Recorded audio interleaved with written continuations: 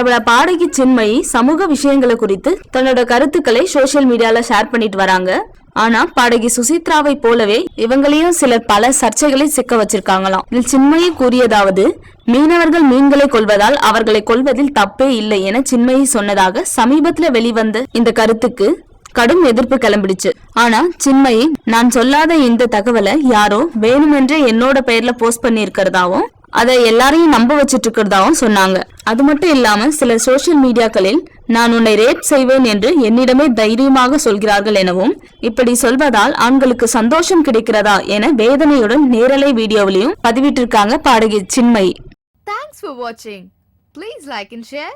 Don't forget to subscribe us.